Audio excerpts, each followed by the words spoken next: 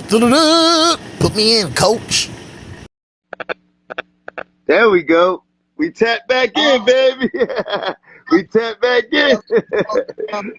I apologize, bro. I don't know how to use it that good, but I'm learning.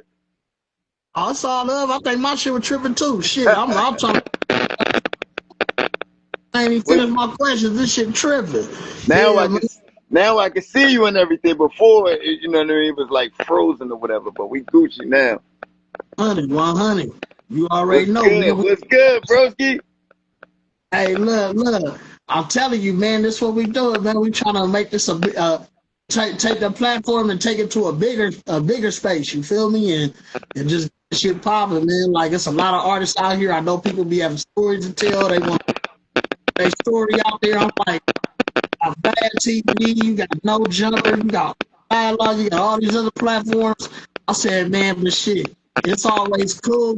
That's why Drink Champs is so cool. It's like, it's rappers interviewing rappers. Like, nigga, we coming from the perspective of what we was going through with that shit. You feel me? It's like an NBA player interview NBA player. It's always more interesting. You feel me? Right. Hey, let me ask you a question. It's a share button right here. While I'm on this, if I hit the share button, can I do it while we on the thing right here? Can I invite people like that now? Okay, hold on. Listen, like a gang of people gonna pop up. All right, I ain't wanted to click off if I hit this button. I'm gonna hit this thing right here. Okay. Oh shit. Okay, you can still see me, right? Yeah. Oh, mama's on. Look, there go Jay right there. Oh shit. Jimmy, what up? Yeah, we lit, Jimmy. Look. Oh shit. I'm clicking on the thing so people can tap in. Word. I'm learning, bro. Oh, there goes Foxy Brown. Who else? Fat Joe, Genuine. I'm friends with all. I'm clicking on all of this shit. Oh, mama's on. Word. Let me see. Oh, come tap in. Come tap in with the kid. Feel me? Come on, tap in, baby. The biggest podcast on the fucking Instagram. Let's go. Look at Jim.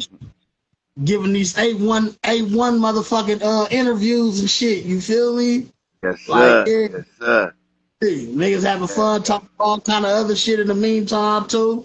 Yeah, that last conversation for those that might have missed the earlier live, man. That was a dope conversation, man. We was talking about, you know, as far as like with hip hop and stuff like that, the East Coast West Coast controversy, and that was a dope conversation for some intelligent hip hop connoisseurs perspective. You know what I mean?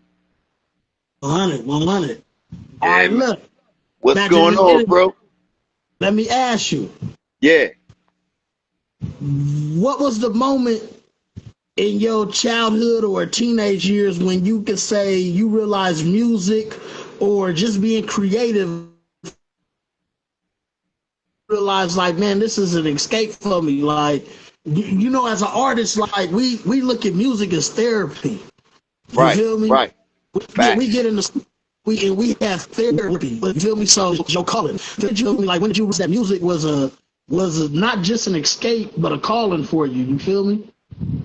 Like I said, I used to be heavy into the video games and the G.I. Joes, action figures, Star Wars action figures and stuff like that. But then I had two older cousins. Shout out to Georgie and shout out to my cousin Pat.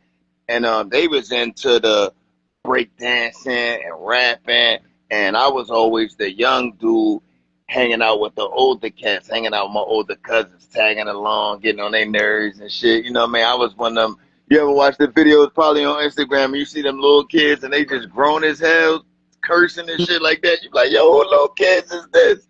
That I was like one of them little kids in the hood. You know what I mean? So I was hanging with my older cousins and them, and then they started going to this guy who had equipment.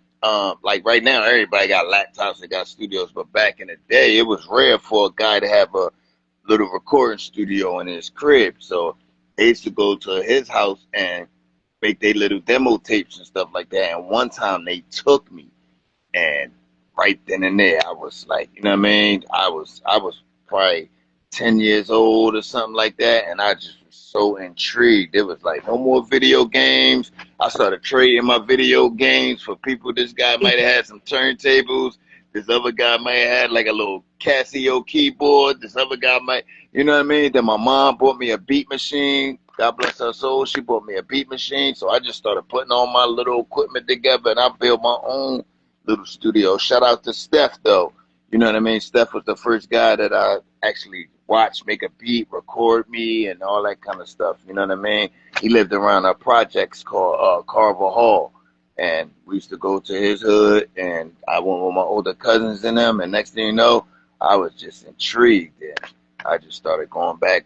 And he said, man, this little kid got something. And from there, I started, you know, getting my own shit. And the way I felt after I would make a song, right back then, I was little, we had cassettes. And I would just make a song at his house, and I would bring it home, and I would just put it in a boombox, and I just listen to it just over and over and over again. And the feeling that I got from listening to it over and over again, it was just like something I never felt before, like hearing myself and expressing the stuff that's on my mind, you know what I mean?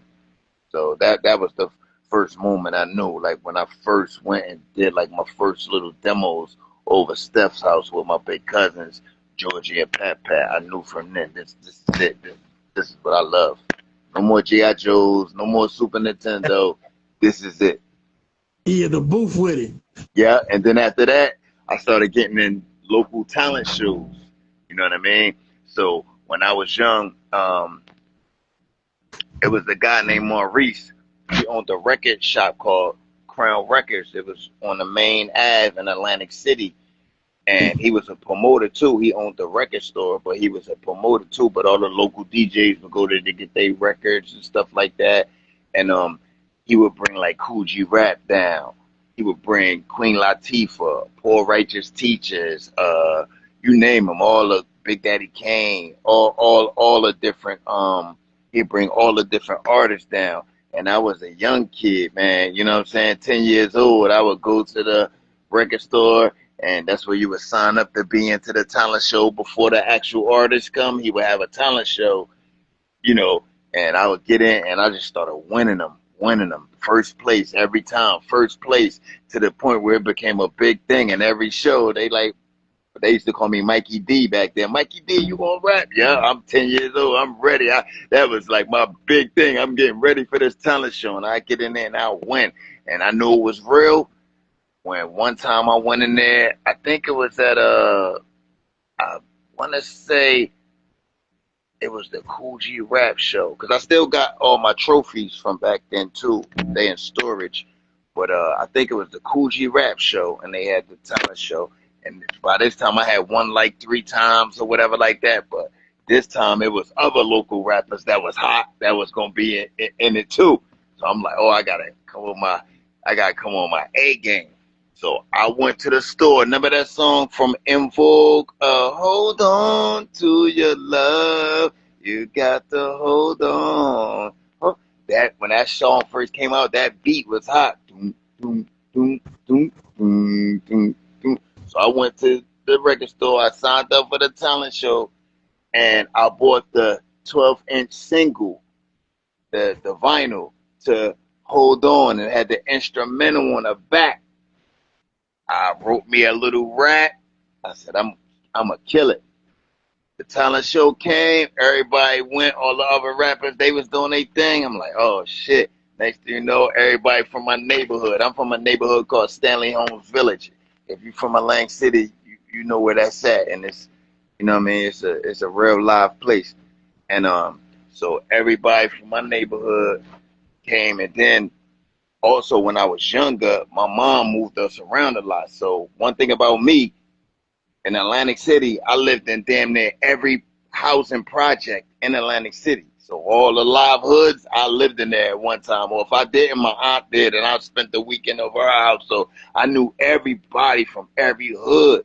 All the OGs knew me. All the big-time drug dealers knew me. They would love me and see me. Mikey D, come here. They give me $5. Kick a rap. I kick a rap. They give me $5, $10. Back in the day, you 10 years old, nigga, you get $10. You can go to the store and buy, you know what I mean? That was a big thing. So I did this one show, Coogee Rap Talent Show. It was big. All the other local rappers that was hot was in it. It was my turn to come. And I came on, and I just went crazy. And the whole neighborhood, area hood from my city was in there. Everybody going crazy. And I won first place at that show. And it was just like a bug that bit me. I said, this is it. This is what I want to do. That's it. You know what I'm saying? That's it. That's right. It was better than anything I ever felt. All my friends from school there screaming for me, like all the OGs that's well respected and feared from my city. They all showing me love, screaming for me, feeling I never forget. It's the type of shit that this new generation need to hear about, because they didn't get experience going to the record store and rapping at the record store, and you feel me? All they know is nigga, it's Instagram. I seen them on Instagram. I took a picture. I did this. Like they didn't like back then. I say like life back then. Everything was an experience. Yes. You feel me? Yes, just going to the record store, nigga, that was an experience. You never know what. Oh, nigga, like going to buy the I'm 10 years old.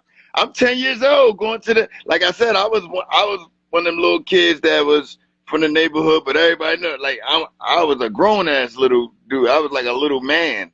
I'm 10 years old, 10 years old, but I'm walking all the way to it's called Atlantic Avenue. If you're from Atlantic City, been in Atlantic City, you know Atlantic Avenue is like the strip where all the stores at, the food, you know what I mean? That's where the locals go shop, the dollar store, 5 and 10, you know what I'm saying? Like everything's on that strip. And the record store, you know what I mean? Where everybody went with, you know what I mean? Because right now you could go to YouTube or Spotify or Apple Music and get your songs. Back in the day, you had to go buy the cassette, you know what I mean? And do it like you had to actually buy it or tape it off the radio.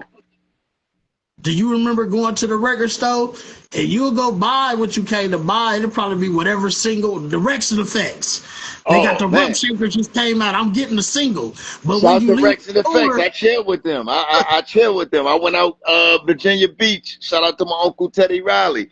I went and chilled with them, like Rex and Effects. They you know what I'm saying? Markel, all them. Shout out. But go ahead. I'm listening to it. I had to shout them out. Buy a single. But before you leave out the store, they always had a little table, and it would be promotional items. Oh, yeah. Sometimes they had like little promotional tapes. They always had instrumentals on them motherfuckers. Like, that's real right there. Random shit like some that's about to come out like 6 months, and then like they fuck around be big. Some of them niggas you never heard of no more, but some niggas might now be big. For instance, that's crazy you said that because I went to go buy. I forgot. I went to go buy somebody's cassette, and I was leaving, and they had OPP stickers. Remember OPP, Naughty by Nature? But this before anybody really knew who Naughty by Nature was. But like you said, on that free giveaway table, they had a bunch of OPP stickers, and I remember grabbing like 4 of them. I gave my homie some, and I had some, and I stuck them on my thing, because in my bedroom at that time, I used to put a lot of posters from Right On Magazine and Black Beat Magazine. They used to have posters. You open up the magazine. Black Beat. Yeah, Right On. Yep. I was actually in one of those magazines. They did an article on me and shit. But I would go get the magazines and just get the posters. I had Criss Cross, Naughty by Nature, Ice Cube, Tupac. I had all them. Shout out to Naughty by Nature. Tretch, one of the most underrated MCs ever. That's one of my favorite MCs too. Like, hell yeah. Tretch and Sticky Fingers is 2 artists that love me a lot. You feel me? Like, hell yeah. Like Onyx, like I'm like the lost member of Onyx. Tretch, like, man, Tretch was that dude, man, back in the day. Like I used to have a Dickie suits on. You know what I'm saying? I had my hair long, braided. Like, Tretch was definitely a big influence on me growing up. You know what I mean? Especially that song they did, Everything's Gonna Be All Right. Everything's Gonna Be All Right. I still listen to that song to this day. That song touched me. You know what I mean? Like, I love that song. And So look, I met Tretch before at it was a guy, rest in peace, his name Burt Patel. He was a I guess you could say like an accountant, but he was like a executive in the music business. And I had a meeting with him, and that's where I met Teddy Riley too. But I met Tretch there while I was in the actual waiting room. I guess Tretch was coming out of a meeting, and he was mad cool. And I was like, Trigger Tretch. And he turned around, he came, gave me love. I told him my name and everything. He was with his peoples, and he rolled out. But it was like big. Like, damn, you know what I mean? I met Tretch. Like, Tretch is that dude. look, I'm gonna Yeah. give you a. I'm trying. I'm gonna give you a Tretch story. Okay. Yeah, I'm here. We tapped in. I'm locked in with you. Story. I ain't never told the story online. A few of my peoples I've told the story too, though, but I ain't never said the story online. One day, Okay. I was a little badass kid. Everybody know I was bad. Like, Mm-hmm. I stayed in trouble. Like, I stayed kicked out of school. And I was like, man, I ain't about to go home. I was like, I ain't about to go home. Mm-hmm. So I just was just roaming around the city. I don't know how, but I ended up in Hollywood. And this was right around the time that Pac died. So I'm in Oh. Hollywood, and I'm walking down the street in Hollywood, and I see a gang of lowriders. So, like, damn, look at all the lowriders over there. So I walk up. I'm like, oh, that's Whoopie Whoop. That's Whoopie Whoop. Oh, shit, that's Whoopie Whoop. Oh, shit, that's Whoopie Whoop. So I'm looking. So it's a powder blue. It was either a 6'4" or a 6 tray. It was one of them, but it was powder blue.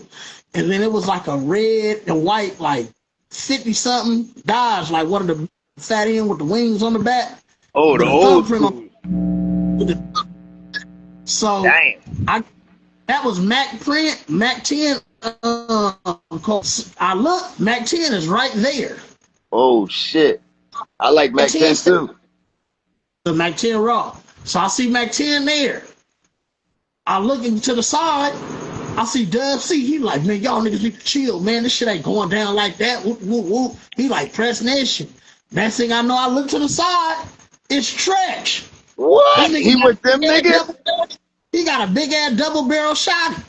So I'm like, oh What? shit, I'm a little kid just standing in the front of the crowd. I done worked my In way California? in California on Hollywood Boulevard. It's What Tretch, the and fuck? he got the big ass shotty.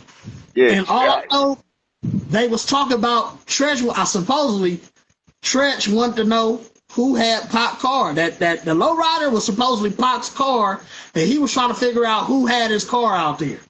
Oh That's what shit. it was about. But I was right there, and I was like, damn, like this was my first. I had seen Mac 10 before. I had seen Dub C before. I had seen a lot of them before. You feel me? But I hadn't seen Tretch. That was my first time ever seeing Tretch. And I remember that night I was thinking Tretch a real gangster. Like, yeah. Tretch a real name. Tretch a blood. He a blood. Like from Jersey. You know what I mean? Mm-hmm. Yeah, he a blood. He a reputable nigga. He was out here. Look. That's crazy, yo. That's crazy. Man. I fuck with Dub C and I fuck with Mac 10. Like that's one thing about me when I first fell in love with hip hop. Like far as like with the music and shit, man. I really I didn't care like where you was from or nothing like that. Like I just if you was hot, I'm fucking with it. You know what I mean? It was more or less like you know what I mean? If you was hot, I was fucking with it. You know what I mean? That's how it was. Like I just fucked with the good music. You know what I mean? And then I started really started paying attention to the beats more too. You know, first it was just I was concentrating just rapping, but I started learning about like beats and production and shit like that. You know, and one thing I can say about like West Coast, they elevated the beats to the next level. You know what I mean? Like, you know what I mean? Like it was East Coast had that gritty, they had the samples and shit like that, but and the soulful shit. Yeah, but it seemed like because I started studying and shit, and the West Coast they would do the same thing with the samples, but they would have like a live bass player come in and replay the bass line, or you know what I'm trying to say? Yeah, shit like that. He was off that G-Funk. Yeah, yeah, shit, all that shit. You know what I mean? Like I love all that shit, man. Like for real. You know what I Oh, mean? all right, look. What as far as like just dealing with life and trying to become, you feel me, a man in this industry, you Hmm. feel me, and not turn into no sucker as we see a lot of these motherfuckers do. Like a lot of these niggas start getting in this industry and they become fake. You feel me? They forget Hmm. what real life is because they around all that fake shit. What was Right. some of the biggest obstacles or struggles that you face in the industry when you start realizing like, man, all this shit is some fake shit. Like everybody talking about some gangster shit, but ain't none of them gangsters. And if you do some gangster shit on them, they gonna call the police on you, and you confused because you thinking you around the gangsters. You like, Yeah. nigga, I'm just doing what we rapping about. They like, oh, nigga, what's wrong with you? You crazy. Yeah, Like, yeah, get that yeah. realization. Like, and what were some of the obstacles that you faced with motherfuckers saying, damn, maybe this motherfucker might be a little bit too real. You feel Yeah. me? Yeah, that's real. That's an interesting question. It's like how can I say it? Yeah, because you know where I'm from, it's a wild place, but nobody from Atlantic City, even to this day, ever hit the mainstream. You know what I mean? So, uh, I hooked up with a guy, producer. His name is Rodney Jerkins. I hooked up with him, and he was getting to the mainstream and like and stuff like that. And he's from not from Atlantic City, but he's from the outskirts of Atlantic City. And we worked something out, and I was signed to his production company and stuff like that. And so he started bringing me around the industry, and I rapped on a remix with a girl named Gina Thompson. The name of that song was called "The Things That You Do." Y'all can look it Hold up. on, your phone buffering. Hold on. Okay, okay. I just want to make sure the people can hear you. You feel Oh me? yeah, oh yeah. All right, we on. I'm tapped Ready? in with you. All I'm right. good. I'm good now. Who was that? You wrote a song for Gina Thompson? Oh yeah, so I was signed with this guy named Rodney Jerkins, and he put me on a remix with this female that's from Jersey too, not my part of Jersey, but like an hour away from here.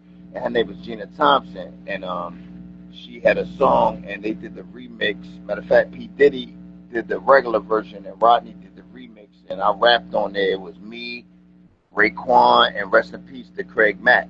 You know what I mean? And you know what I mean? I was actually in the studio with Raekwon and Craig Mack. You know what I mean? So I'm around these industry guys and stuff. Like Raekwon, he was solid. Craig Mack, he was solid. He was just like you see on TV. He was like that in real life. I had a manager at the time, and he was busting on my manager. You know what I mean? Like busting on his clothes because my manager was kind of like nerdy. Not he wasn't nerdy, but he dressed like that. But he was a real G, but he dressed, you know, like you know what I mean, clean cut. And uh, Craig Mack, rest in peace. He was in the studio busting on him and shit like that. So it was like that. But I was like, dang, because Craig Mack had flavor in your ear. He was the biggest thing in the world at this time, and I'm in the studio with him, doing this, rapping on the song with him. And you know, I'm in the studio, I'm rapping my verse, and I just remember Raekwon was like saying, "Damn, like this shit hot, my nigga. Like, where you from? I'm from Atlantic City." It meant so much to me to represent where I'm from because nobody had ever did it on this level coming from where I come from. You know what I mean? So it was big to me. But then as time went on, you know, going to different industry parties and different stuff like that, it was like, man, some of these guys is just not who they say they are. You know what I mean? And it's a couple people.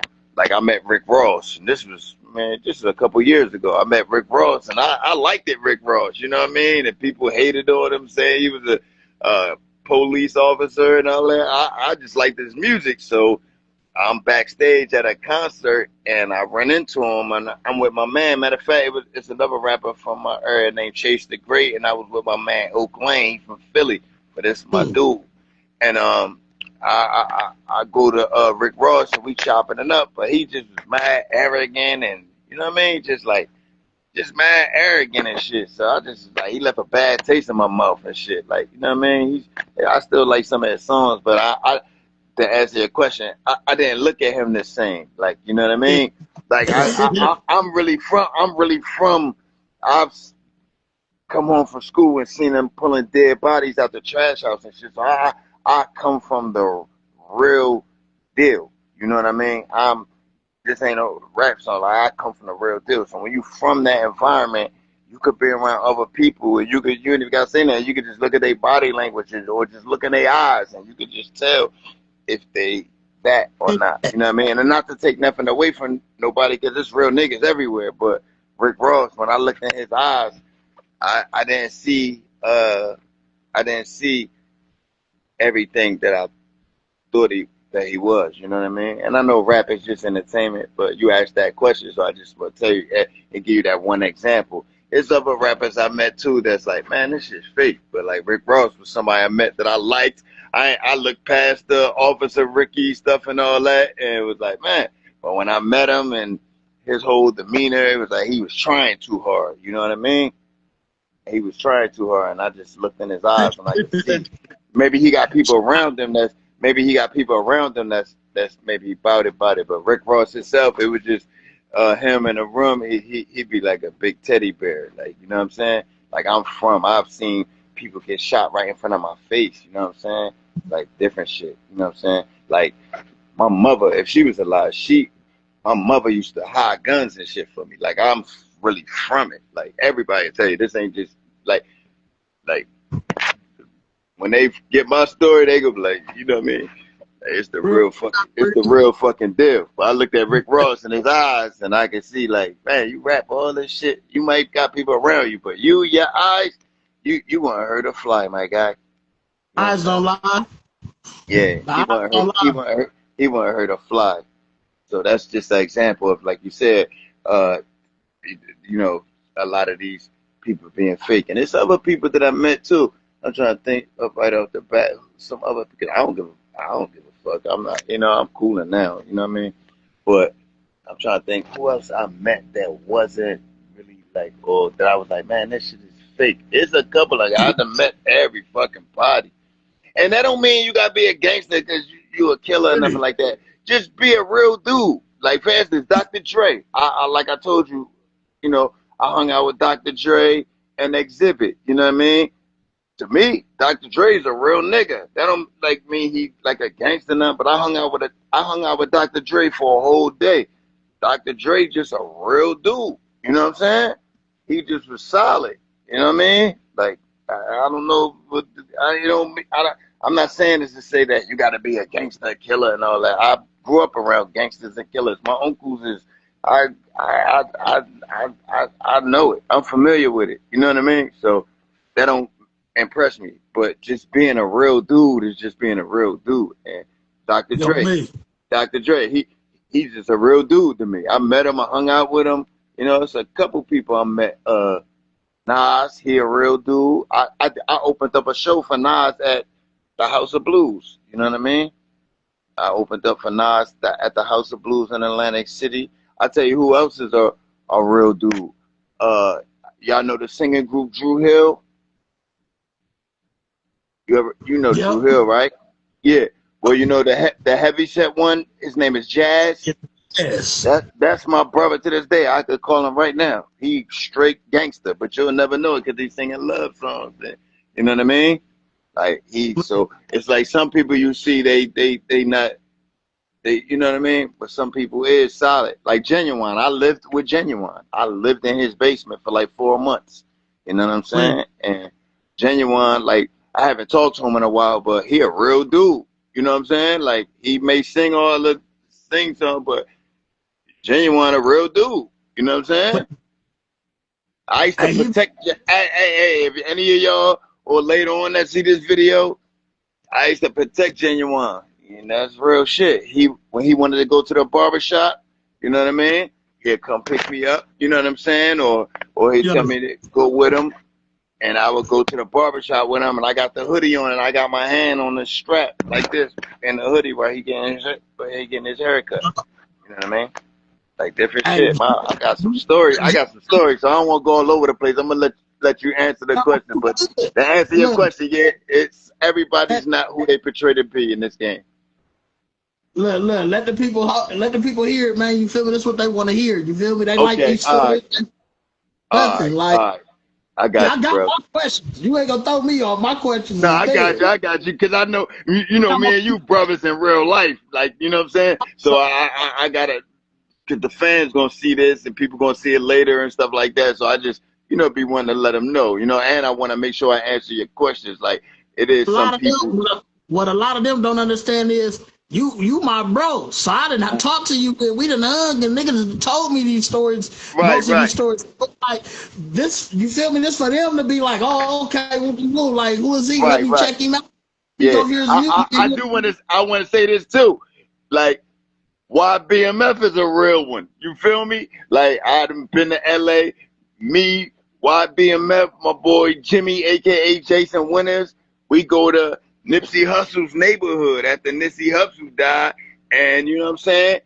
They knew my boy YBMF. He knew one of Nipsey peoples. They was locked up together, whatever like that. And we got nothing but love and respect on the strength for that. So I just want to throw that out there. We've been to Nipsey's hood together. You feel me? Look, I Real knew shit. Nipsey. I met Nipsey from his first baby mama. Right, She right, was right. friends, she was friends with a girl I was fucking with. You feel me? Mm. So I used to slide over there, sneak over there, and go chill and shit. Be hanging with her and shit. And Yeah. he used to slide over there, see her and see what was going on. With his baby, do what he was doing. But Mm-hmm. yeah, man, he was a real dude. I remember when he was coming out with his first CD. It was Bullets Had No Names, and I walked in their house. I'm like, who is that? She was Yeah, like, oh, yeah. that's Nipsey. I was Yeah. like, all right, he hear his shit, and this shit was dope. I was like, this nigga banging like a motherfucker on here, but this shit Yeah. dope though.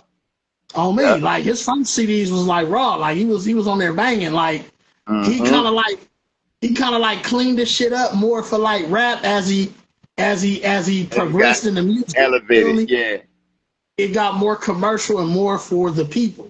You feel me? Mm-hmm. But at first, he was just rapping for the hood. Seemed like a lot of niggas I knew, they like, man, we can't listen to that. Like he be doing too much. But his shit was dope to me. You feel me? Yeah. On But Amazon. I was saying that to say that, but me coming from New Jersey, from the East Coast, coming over to California, hanging out with you, and you know what I'm saying, and Jimmy, Jason Winters, and we go to Nipsey's hood on Crenshaw, and we get around there, and you know them, and y'all bringing up names, oh yeah, you know this person there, and y'all know, and they knew you was a real one, and I felt comfortable, is what I'm saying, on the strength, you know what I mean, that you knew these people, y'all had names, oh, sir, yeah, I was locked up with him, and after they knew we was official, you know what I mean? We was good, and we was around there for like an hour. You know what I mean? An hour or two or whatever, chilling. Then I broke bread. I bought some CDs. I bought the Crenshaw shirt and all that.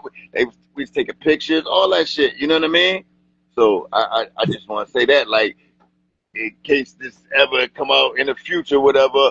YBMF is a real one. And He a real industry nigga. You know what I'm saying? This ain't those just that know that Instagram, nigga. know. I be in LA. I be with my nigga in real life. Respect. You Oh know what I mean? man. Look, But look, yeah, look. let's keep it So going with the questions. with the fact that you didn't met so many people in the Uh-huh. game, you feel me? So like with family, friends, like mentors, niggas in the industry, even rivals. Like I tell a lot of people, man, like haters is important. Haters can be inspiration sometimes. Like I thank my haters, you feel me? Like them niggas Right. can push you. So out of all them, you feel me? Like family, friends, mentors, rivals, you feel me? Who were the people amongst them people who influenced you the most? You feel me? Mm. People that influenced me the most, uh, I And would before you say, start, let me okay. say that because a lot of times I say our rivals can influence us because even that we be rivals with certain niggas, we have beef with certain niggas. A lot of times, if when we grow up, we come to realize, hey man, shit, we really were beefing with these niggas because they just like us. That's real. That's real. Now I would say this. I would say, what's the word you said? What did they what did these people do for me, or how Yeah, did like they? who Who influenced you the most? Like as far as Okay, like your all right. mindset, the Okay, way so that I you would say the this. prayer. I would say this. I would say I wouldn't use the word influence, but I would say who motivated me the most. I would say it'd be the Okay. haters and the non-believers, because I kind of wanted to prove to everybody, which is stupid, but I wanted to prove to everybody or prove everybody wrong. Now I don't look at things like that, but at a certain time in my life, the the haters and the people that was doubting me and stuff like that, they was kind of my biggest motivation. I wouldn't say influence. If I say influence, it would be like other artists that was out there, like, you know what I mean, that I really listened to or looked up to. You know what I mean? They was a big influence because I wanted to get onto that level. You know what I mean? But as far as motivation, it definitely was like people that you know uh didn't believe in me and stuff like that, or doubted me, or you know what I mean. Especially coming from Atlantic City, you can't name nobody, not even rapping, just for nothing. Right off the bat. If I ask you, yo, name somebody famous from Atlantic City, who would you say? Hmm. Oh me, Mikey. No, Shit. yeah, you know what I'm saying? Like I'm probably, and to this day, I'm probably the biggest. And I ain't saying that with a thing, but I got an older cousin. My older cousin I always tell you about. Shout out Yeah. to my cousin, baby boy, Big Malik. Like he always tell me, like, yo, you a star, but I still walk around. I still be in the hood. I'm still be in the trenches. Not bragging that, not glorifying that, but I'm saying I never had let me being on movie soundtracks or hanging out with this celebrity or this celebrity. I never let it get to my head. I never wanted to be a prisoner of my own fame. You know what I mean? Or my own little successes that I had or whatever like that. So yeah, I was the type you could see me. I might be chilling with DJ Khaled. You might get a million likes on the picture, but the next day I'm coming out the little chicken spot with a 6 pieces of some French fries. Like, Mikey, what Yeah. up? You know what I mean? I never wanted to be like that. You know what I mean? I always wanted to just remain grounded, and I'm glad I did that. You know what I mean? Because if it don't go exactly how you planned it, people still respect your ambition. That damn, you know what I'm saying? You that dude. And to this day, like you said, I'm probably far as Atlantic City. And you could Google it. Maybe I'm wrong. Maybe I just don't know. But it's nobody from where I'm from that made it at nothing. You know what I mean? 100. 100. Nothing. Nothing. Like you could say, oh damn, California, who's made it from California? You can name a bunch of people. LA, who you could name, you could say New York, who made it? There's a bunch of people made it from New York. You could say Philly. There's a bunch of people. Philly, an hour, 45 minutes to an hour from where I'm at. You can name mad people who made it, but Atlantic City, whoever made it, is not too many, if any, at nothing. I'm from a place where it's like, man, it's just bad. Only thing good is the bright casino lights. But once you get past that, and if you've been to Atlantic City, you go past the casino, it's nothing but the trenches. For everybody on here that's watching now, or maybe watch later, Google Atlantic City crime or Atlantic City poverty, and maybe you'll see. They're not going to blow it up because they want you to come down to the casinos and stuff like that. But if you Google it, do your research, Atlantic City crime, you'll say, God damn. You know what I mean? It's a tourist city. Right. You know what Is I it mean? considered like a tourist city? Yeah, it's a tourist city. They definitely want you to come. But then when the tourists get here and you go to the casino and you see the crackheads run up to your car asking for $1, like you gonna be like, what the fuck? You know what I mean? So that's why even the tourist money is going down because the word's getting out there. Like, damn, Atlantic City is just like fucked up. Like the politicians that get the money, they pocketing the money. They're not really doing nothing for the city or whatever. The youth is running around crazy. Like I got little nephews in them out there. They already tagging shit. You feel me? These niggas is 14, 15. They tagging shit right now. You know what I'm saying? So Shit crazy, man. Look, that's why I tell niggas no matter where you go, there's always a hood there. Niggas be always. like, you be acting all Willy Bobo, trying to act like they the hardest niggas on earth. I tell Yep. nigga, it's 10 of you in every city you go to. Everywhere. I learned that, man. It's like maybe 20. And them niggas, you feel me? Like, shit. And for And you every know what's so scary. crazy? That's a lot of the people that think like that. That's people that haven't probably been to many places. You know what I mean? So they just know their environment and they just thinking about that. But I lived in a lot of places. I lived in Washington D.C. You know, I lived in California. I'm with you. I lived in New York City. I lived, I lived a lot of different places. I actually lived there for a period of time, and I've been in different situations. Like been around a lot of other, and like I said earlier in the interview, I could be around somebody and I could just tell, you know what I mean, right off the bat, you know what I mean? Like you could look at my eyes, and if you just look at my eyes, I ain't making no mean face, no happy face. Now but you could just look at my eyes and see. Mm-hmm. You know a nigga been through something, you feel me? You know what I They say mean? niggas carry their pain in their eyes, you feel me? You On understand what me, I'm saying? So it's like, man, but another person that got that pain in their eyes can see another person, like, you know what I mean? Or it might be body language, or it might be whatever. So you right about that, man. It's real niggas everywhere, man. You know what I mean? That's it's a true, nigga in man. Africa right now, nigga with the shit. Word is And, more. and, and he influenced by the internet. Nigga, all he listening to is wild, crazy shit. And that nigga Yo, want to be in Chicago, or he want to be a wild nigga from Memphis or LA. Like, every city real always talk. seem like all these different, like, little towns and city be having their little time where, like, they get the spotlight because they just going up. I remember when it was New Orleans for a while. You feel Oh me? I yeah. remember when like, Detroit was going up. Then it was Hmm. Chicago. I was Yeah, like, yeah. Memphis.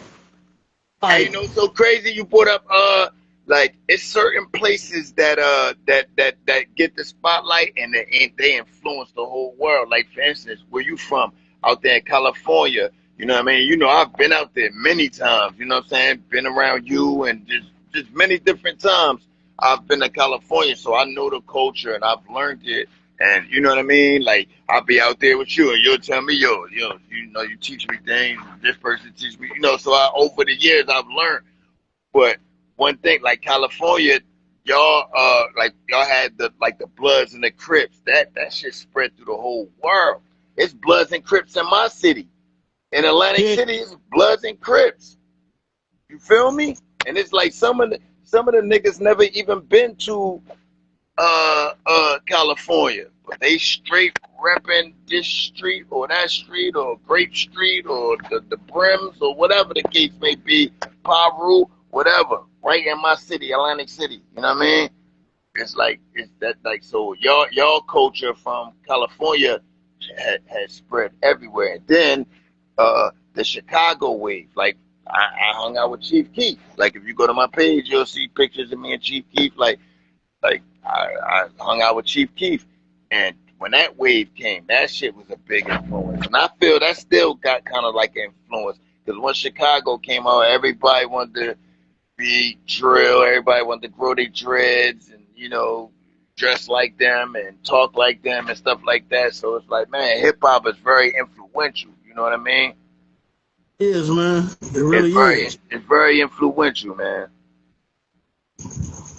Yep. Chicago, I tell niggas all the time, like, I literally, I used to go to Chicago every February for Savior's Day.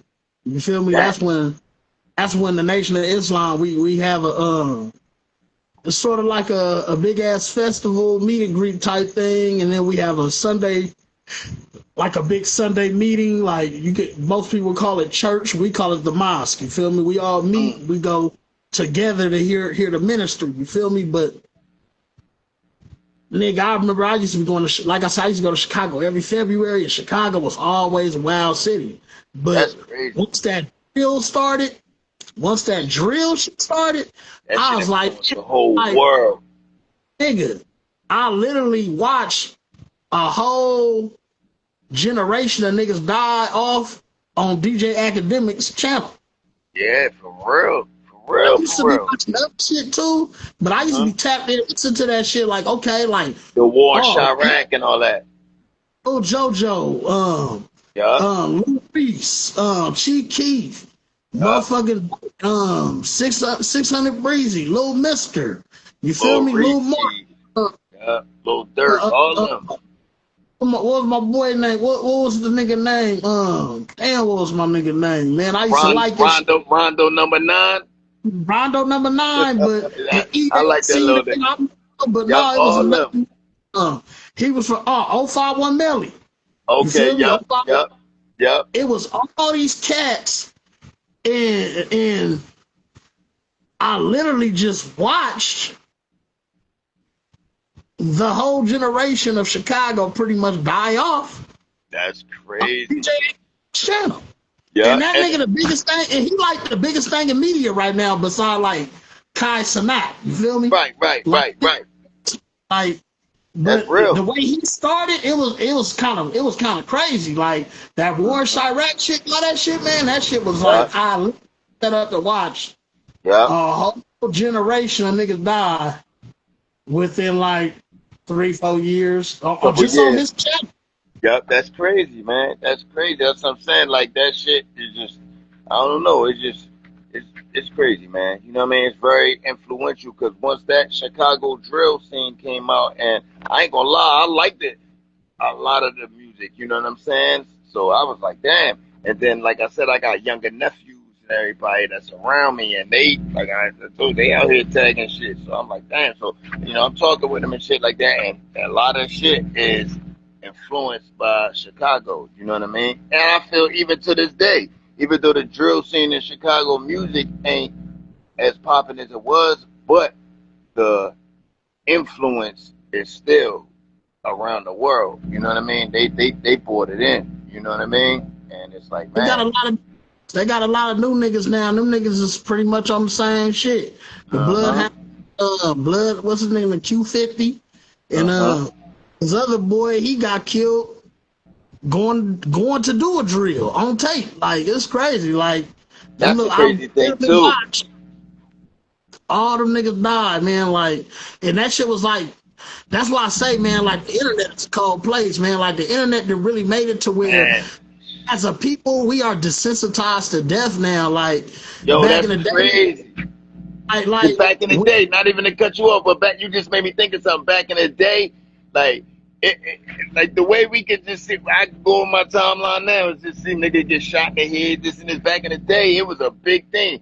My cousins, like I said, my older cousins and them, they used to have these tapes called Faces of Death. And Faces of Death. I you remember remember Faces of that? Death. That was the only place we could see some shit like Listen, that. listen, you couldn't Now even it's find that regular. shit. If you It was found it, it was you, like, you oh was nigga, lit.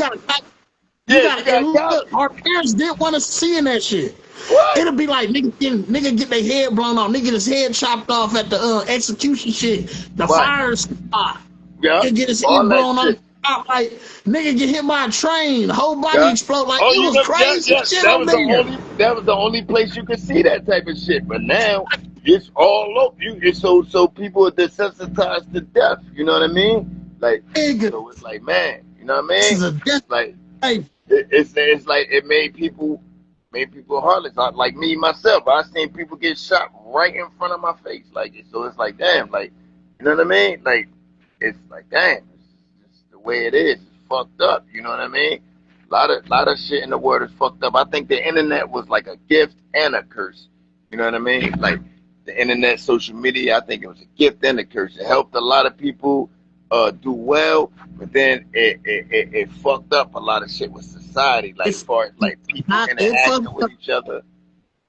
It fucked up everybody's way of life. Like as far as like dating is fucked up. Mm. Oh Lazy, man, like don't even get me started with that. like That's like the real internet shit. that made it to where then they're impossible to find a good woman or a good You man. can't Like even everybody trying to scheme, everybody on some bullshit. Like that's you why I can't tell even people, say nigga, hi. You can't even say hi. Like for instance, I'm at a 7-Eleven. This is like a couple months ago, whatever. That you just made me think of it. I'm at 7-Eleven. I'm just a cool dude. I'm a straight up dude, but I'm a gentleman too. So I'm coming out. I see a female coming out. I'm a gentleman. I open the door for her. Not only did she not say thank you, she had the nerve to roll her eyes at me like, I'm just like, yo, I felt like grabbing her, pull her back, and shut the door. Like, you open that shit yourself. But I just had to shake my head and laugh. Like, yo, it's crazy. Like, these women is out of control out here. You know what I mean? Crazy. But that's because these niggas is weirdos. And they The allow them internet. to be. There's so many simp ass, weirdo, pushover ass niggas out here that they make Right, it you know? seem like everybody on that shit. So when a Right, bitch find a real nigga, when a motherfucker find a real nigga who ain't putting right. up with that shit, they Oh, try to they try to hit you with the same manipulation oh my that they say goodness. you. Oh my goodness, Do all nigga, kinds of names and shit like that. You know what I mean? Like, you a lame or you a weirdo or this and this. Like, huh? you gaslighting me. How I gaslight you because I'm telling Right, you that you wrong? Because you actually did something and you want me to be, you want me to kiss your ass because you got an attitude because you wrong. right, right. It's like, man, it just don't make You no want me to sense. kiss your ass because you wrong? Instead of you just being an adult saying my bad, I fucked up. I didn't really mean that. My bad. And we move on. Yeah. Ain't no. Ah, Now you I got don't care what women is. Women don't apologize. They can know they wrong, had the answer right in their face, and a lot of the last women one ain't apologized gonna was Anita Baker. apologize. That's yeah, they now apologize. No accountability. You know what I mean? If they can have an answer or somebody can show it right in their face, that's just the way it is. I think that's in all women's DNA. You know what I mean? They don't like to apologize. You know what I mean? All right, look, let me ask you this, right? Yeah. How would you describe your sound? Like, you feel me? If somebody was hearing you for the first time, how would you describe your sound? And what song and or project would you want them to go listen to get to know who Mikey is? Like, Mm. Okay, that's a good question. Now, as far as my sound, I think I don't sound like anybody because, like I said, it's never been nobody that ever made it to the mainstream from Atlantic City. And Atlantic City is a different kind of place. Like, a lot of guys, uh, they might come with the mafioso stuff and this, but me growing up, I grew up around this real like mafia stuff. My grandpa was, affiliated and, with different Italian mobsters and stuff like that, with the casinos and stuff. So we grew up seeing this. It's a parts of Atlantic City where it's like a whole Italian section, but we went there to get subs and cheesesteaks. So we, like all that mafia stuff that these guys used to rap about, like we grew up around this, you know what I mean? And so I just feel like me being from Atlantic City, I got my own sound. I was the kind that I may have enjoyed this certain type of music that might have came out, but I never jumped on the wave. I always just wanted to sound original. I don't care what's hot. It's even some people from my city that do it. You know what I mean? A certain sound will come out, and some of the rappers from my city will try to sound like this or sound like that. Me personally, I always just stayed in my lane, and you know what I mean, and did my thing. You know what I mean? And if somebody was gonna go listen to something for me and just wanted to hear my shit, I would say go to YouTube and just type in time zones, King Michael time zones. And if you listen to that one mixtape that I put out right there, I think if you listen to it from top to bottom, you'll get a pretty good idea of what type of person I am and stuff like that, as far as my sound, hmm, the flow, and all that. King Michael Time Zones, hosted by DJ BK Storm, and he's from Brooklyn. okay, okay. So, Time Zones, yeah, Time Zones. Go listen to King Michael Time Zones, hosted by DJ BK Storm from Brooklyn. It's a real good one. okay. Uh-huh. All right, as far as like fans or future fans, you feel me? Future generations of niggas coming up in this rap shit. Like, what do you want them to take away from your music and your story? Like, you feel me? Uh-huh. I would Like, want it's them. like our mu our mu- I just want to reword this. Like, our Yeah. music is basically our bio. It's like, you know how nigga write up a bio. I tell niggas Uh-huh. all the time, if you want to know me and my personality, go listen to my music. You feel Uh-huh. me? Like, you'll get to know me, like what kind of nigga I grew up as, like You can hear my Right, story. You feel me? right, right. So, like, That's real. what would you want people to take away from hearing your music and your story? You feel me? Like, what do you think that they're gonna come away with? Like, what type of person you are, and so on and so forth. You feel me? I would say, that's a good question too, man. I would say, what I would want them to take away from, what I would want them to walk away with is maybe somebody that been through a lot of adversities but never gave up. You know what I mean? And showing you that life can knock you down from all kinds of different ways and perspectives. You know what I mean? Like I told you, my father got killed when I was 2 years old, and he got murdered in cold blood by his own biological brother that came out the same womb. So I grew up having trust issues and stuff like that. You know what I mean? That's just the start of it. Like from the rip, I'm getting cursed. You know what I mean? Like so from adversities and different things, just being in shootouts, like real stuff, not the stuff these guys rapping about. I'm talking about to where like my mother's house getting shot up. You know what I mean? My mom coming home seeing bullet holes all through our house and stuff like that. You know what I mean? I'm talking about like detectives uh coming to my house, surrounding my house. You know what I mean? And I'm downstairs in the basement hiding, and the cops are trying to come to my house, and my mom is uh keeping the cops out, and they giving my mom a business card saying, well, if he comes here, tell him he could turn himself in, because if we catch him, it's gonna be worse. Like these type of things, you know what I mean? Going through losing friends starting from a young age, you know what I mean? Like understanding death, you know what I mean? Understanding betrayal, dealing with a mother that uh, dealt with drug addiction and stuff like that, which I know a lot of black males in the cities can relate to. You know what I mean? And I'm, just telling my side of it, but it's nothing new. It's just, you know, why why does it have to be like this? You know what I mean?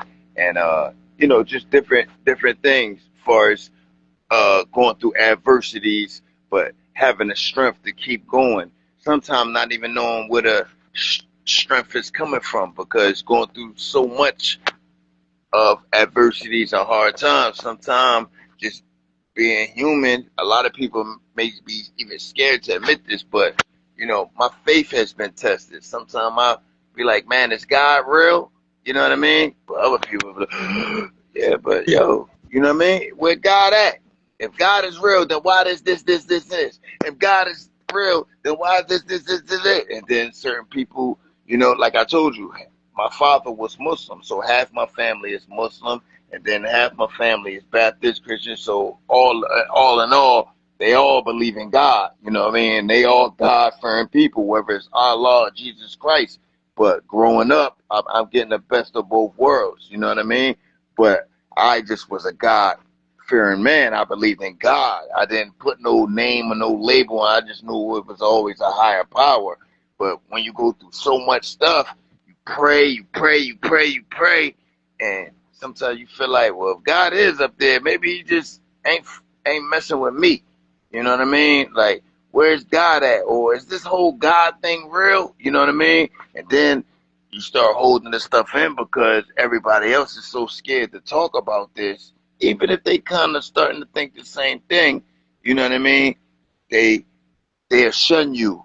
So it's like, damn, you got to keep a lot of this stuff to yourself when you want to go ask people, like, yo, if God is real, this and this. You start asking people questions, maybe they get frustrated with you. You know what I mean? And stuff like that. So holding a lot of stuff in, letting my music be the outlet. You know what I mean? So if you go listen to my music, you're going to get the perspective of a young black male growing up in America, coming from the trenches, and got a lot of questions. I don't got all the answers, but I got a lot of questions.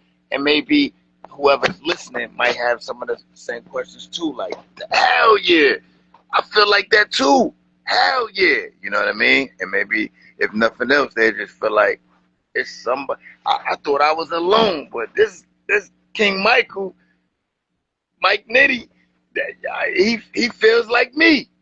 You know what I mean? So if nothing else, maybe it's just that. You know what I mean? Somebody Yeah, that don't got all the answers and still searching. You know what I mean? absolutely. Still searching for answers. You know what I mean? Because a lot of people might be afraid to admit it. You know, they got this religion or that religion or whatever like that. And I was the same person. Like, damn, if I say something, I might go out here and fucking something fall on my head, or whatever, get in a car accident, or whatever the case may be, get shot or whatever like that, because I, question God, because that's the main thing they used to always tell me when they couldn't answer the question, because I'll answer a question. If God is this, then why do he let little babies get cancer? Or why was this little baby caught in the middle of a shootout? Like, what did that little baby do wrong? Where was God? And then, when they can't answer the question, you know what they always used to tell me? Don't question God. And I used to be like, damn, like, all right. You know what I mean? So, you know, Hey, that's what they say. you know When what I you mean? look, want to know something I realized in my life? That's Yes, real. I believe in God, you feel me? But I understand that them old school, like, super holy motherfuckers, them be some of the most evilest motherfuckers in the world. Yeah. For You know what real. I mean? The And that's another Jews thing. always talk about church, always talk about Jesus this, Jesus that, and God this, God, like, they'll be Real some of the talk. most evil in the world, and they be hiding behind religion. That's why they say you ain't Mm. supposed to talk about politics or religion, because it's like, nigga, you don't want to talk about it because you ain't got no answers. And Right. Exactly. You that's know what I cool mean? though, because Right. life nothing but us going through shit and trying to find the answers to why and how. You feel Right. me? Right. What we fail to realize as humans is we can never know everything. So Mhm. sometimes you ain't gonna get an answer, and that's Right. cool. Right. But niggas get so frustrated when they can't get an answer, they fuck that. We ain't talking Yeah. about it. Yeah. Yeah. Like, Yeah. no, nigga, Yeah. it's cool to talk about this They, shit. they, It's they get cool. mad at you. You know what I I mean? gotta be respected. You feel me? Like Especially. we all got different religions, but Right. if everybody just shut the fuck up and sit down and Yeah. think with some common sense instead of putting a Mhm. wall up, Yeah. niggas will understand that we all saying the same shit. That's true, This man. religion say don't steal. This religion say don't steal. This religion say buy not steal. That's the same Right. thing as don't steal. It just put Right. another word here. Don't fornicate. Have sex before marriage. Don't be putting your hands on people. Don't be murdering. Don't be Right. doing this. Don't. And they all say the same shit. So what the fuck is Hmm. so different? The That's only what I'm listen. saying. Only thing that's really different, because I'm a Muslim, but Hmm. the only thing that's really different between being a Muslim and being a Christian is we don't eat pork. And Christians, they say Jesus is God. Hmm. But they say he's the son of God, but Jesus He's the is son of God. God. That's what I'm What saying. And we that's say, the we say Jesus is a prophet. They be like, y'all don't believe in Jesus. Well, every time somebody tell me Muslims don't believe in Jesus, I'm like, where the fuck you hear that at? Yes, we do. right. And We see, do that's the believe it. thing. It was too many. Like I said, younger coming up, everybody around me just God, God, God, God, God. So just naturally, I'm going to be like, yeah. But what I'm saying is, as I got older and just started really thinking and just looking Yeah. around and seeing the world, especially lately in these last, like I say, last 10 years, I would say like that, 8 to 10 years, the way the world's going, I'm like, yo, I got a lot of questions for God, but then they all tell me, don't question God. So I'm like, all right, so I keep it to myself, and that's where the music comes. I write about it. So like I said, back to your other question, if you want to know about me and the thoughts of my brain, go on YouTube and type in King Michael time zones, and I spell that zones with a Z, time zones, and the full mixtape. Just roll you a blunt, pour you a little drink, maybe put some headphones on, kick back, and listen to that whole album. Because the way I wrote it was like a movie. Every Mm. song coincides with each other, along with the skits and everything. Like, you know what I mean? It's one of my favorite projects I recorded. You know what I mean? But I got a lot of questions, and I talk about the stuff that we talk about right now, like with God. You know what I mean? But Mm. I just think that I don't know, the world we living in right now is like changing so fast. You know what I mean? Like with the technology and everything like that, I'm just like, damn, what's it gonna be 20 years from now? Like 15 years from now, what's it gonna be? Because like it's out of control right now. You know what I mean? And a lot of shit they don't put on the news. You know what I mean? But I study different people.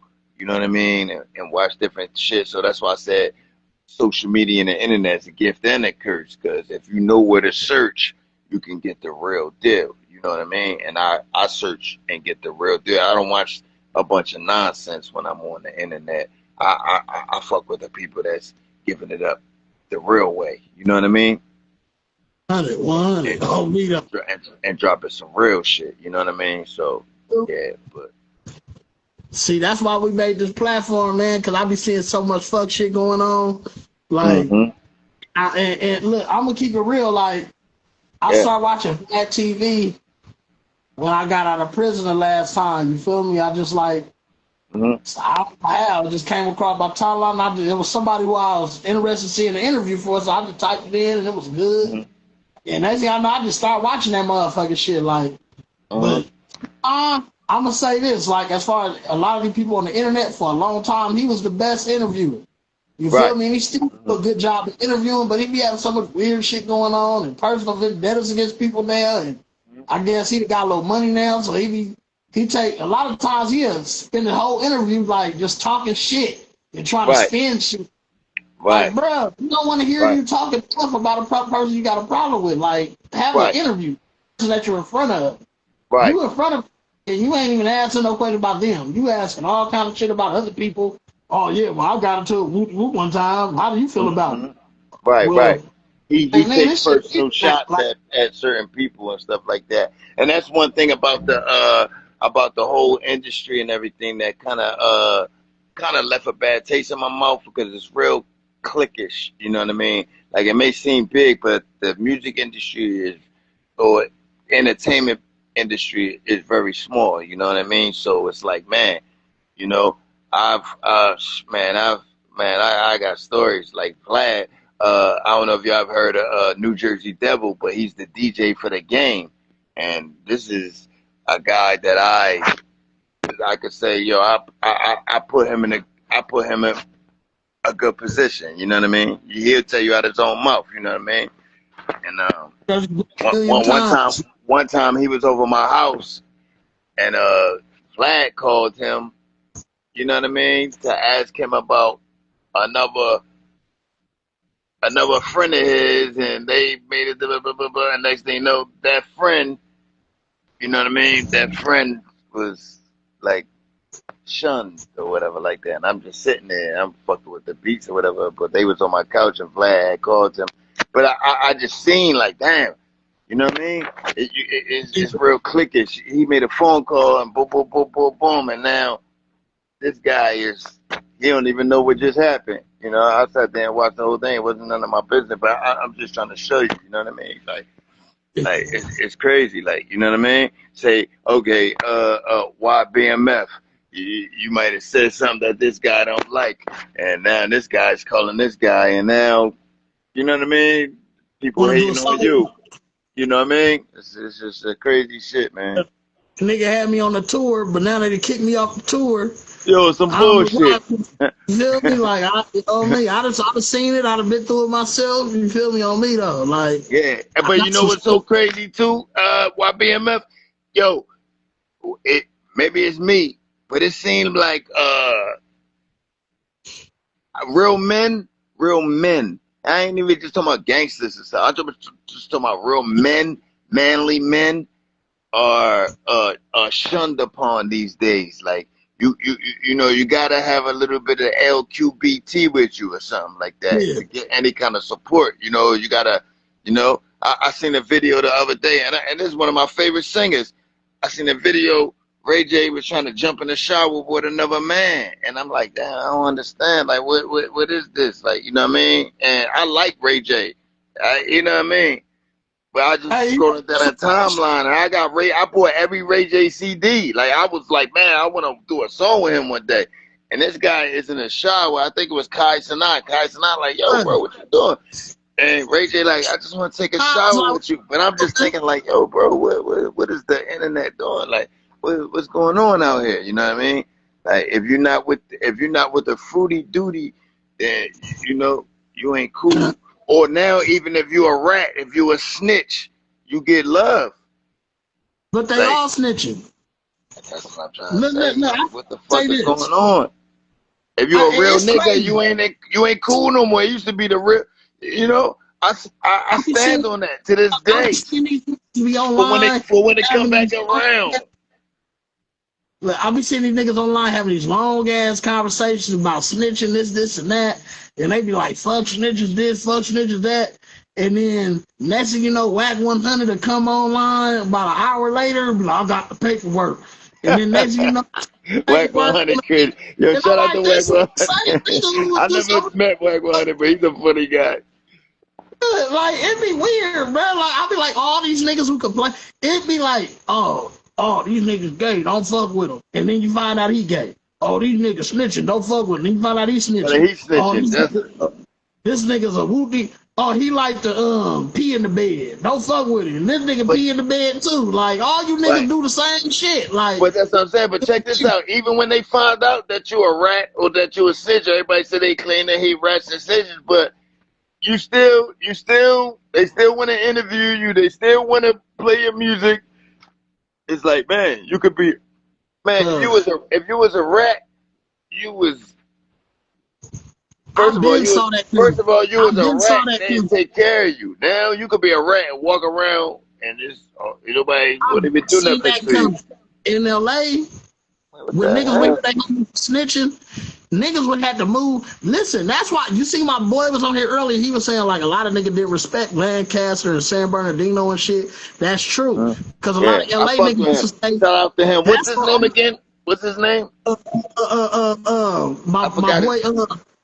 I forgot his name, but shout out to him. Shout out to him. Shout out to the podcast. He was a cool brother, man, from Lancaster. Right there. My boy, I got 5 Let's Talk. You feel me? But back in the day, if you was banging or you was affiliated in the hood anyway, nigga be like, you was snitching, niggas gonna get at you. So these niggas would always move to like Palmdale, Lancaster, San Bernardino. So that's why niggas didn't respect them cities, because niggas would be like, oh, this is just a gang of runaways out there. But now everybody's snitching. And these niggas still be in the hood. Niggas still be fucking. First thing niggas say, oh, he just snitch on me. So I've been seeing that it was gonna switch up like that, like, cause all these niggas be snitching. Oh, like, so you seen this shit? You seen this shit a mile away? It been like that for a long time in LA, bro. Like it just now seems like it's happening in certain other places, but I know in LA, a lot of these niggas been snitching, and these niggas wasn't doing nothing to them. Like, see, let me say that the cloth I'm from, and I won't even say no names. Okay. Hold on 1 second, bro, before you go any further. Yeah. Me, I got 5 Let's Talk. The brother who was on here earlier with us too with the dreads. Yeah. And my other bro, Babu, we almost caught a case because a nigga who we used to rap with came through the trap with the fucking cameras and shit in his chain. In the wires. Hold on. In his chain. Listen. We what made was the purpose of that? The homie saw him at the county building. The homie saw him at the county building in Preston. Then we made a song about the nigga. The nigga called the police and we damn near went to jail, nigga, for fucking intimidating a witness. Cause we made a song. I got 5 Let's Talk. Hold on. You said he came through the hood with a camera in his chain. His chain. He had the chain on. Could you go deep? Could you elaborate on that? What the fuck? It's like somehow like the medallion had a little small little camera up in there. Like, you feel me? Like, and if nigga man, that's crazy. Niggas selling dope, selling weed, all kind of shit, like all at the spot, like all in the trap, like got a gang of homies caught up. But when we heard about it, we was like, oh, this nigga out here snitching. Like, this one of the niggas that used to be kicking it with us all the time, like grinding with us, hustling with us, all that shit. So we like, man, we about to take ass when we seen him. The Yeah. homie catch him at the county building try to get him. He run. Nigga, it was other situations too where niggas got at him, but that shit ain't here no there. But point is, he was on the run. Nigga, he was trying to stay the fuck away from us. We I'm gonna made a tell you how. song. Yeah. We made a song and shot a video called "Stop Snitching on the Homies," where we was talking about him. Yeah. That nigga took that shit to the police, nigga, and they came looking for us. What? Babu went to jail. Babu went to jail. Me and the nigga Pharaoh, I got followed and talk. We was on the run. Like, nigga, hell no, we ain't about to let them niggas catch us. That nigga told on us and told the court, like, they wrote a song, and nigga was called "Stop Snitching on the Homies." Terroristic threats or something like that, huh? That's exactly what it was. But they had a witness, bro. Yeah. That's what I'm saying. But look, even if people found out that this particular person did that, they still fuck with it. That's what I'm saying. You know what I mean? But I come from a cloth where, and maybe later on when my story come out, people tell you that, yeah, this guy was telling the truth. It's been put like this. I've heard of stories where somebody might catch a body, right? They get locked up for the body. It was a witness. He was snitching, right? Mm-hmm. Next thing you know, that nigga that was snitching, he get killed. Guess what? Oh, man. The nigga that got locked up for the body, it ain't no witness no more. He's home. Oh, man. You understand what I'm saying? It ain't like that no more.